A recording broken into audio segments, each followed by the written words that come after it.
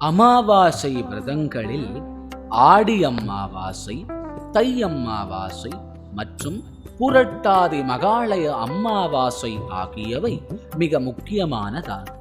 இவற்றில் ஆடி அமாவாசை தினம் பித்ருலோகத்தில் இருக்கும் நம்முடைய முன்னோர்கள் நம்மை பார்ப்பதற்காக பூலோகத்திற்கு வரும் நாளாக நம்பப்படுகின்றது. பொதுவாக அமாவாசைகளில் விரதமிருந்து தர்ப்பணம் கொடுத்தால் பித்ருதோஷம் பித்ருசாபம் நீங்கும் என்பது நம்பிக்கையாகும். ஆடி அமாவாசையில் கொடுக்கப்படும் தர்ப்பணம் 42 தலைமுறைகளின் சாபங்களை போக்கக்கூடிய தன்மை கொண்டதாகும். சைவ மக்கள் அனுஷ்டிக்கும் விரதங்களுள் முக்கியமான விரதமாக ஆடி அமாவாசை விரதம் காணப்படுகிறது.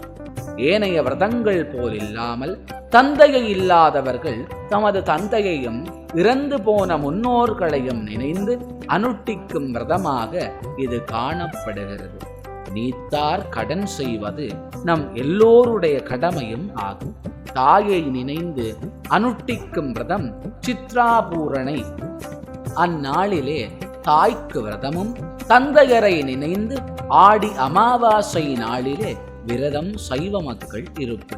இந்நாளில் பிதிர் தர்ப்பணம் கொடுத்தல், அன்னதானம் செய்தல் போன்றவை முக்கியமான விடயங்களாக காணப்படுகிறது.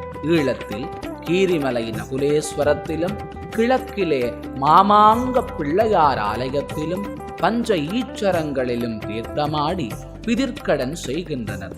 இதனால் பாவங்கள் விலகி முக்தியும் கிடைக்கும் என்பது சைவ மக்களுடைய நம்பிக்கை. வறியவர்களுக்கு தானமளித்து பிதிர் வழிபாடு செய்து விரதம் அனுஷ்டித்து முன்னோர்களின் ஆசி பெறுவது இந்நாளில் சிறப்பானதாக அமைகின்றது.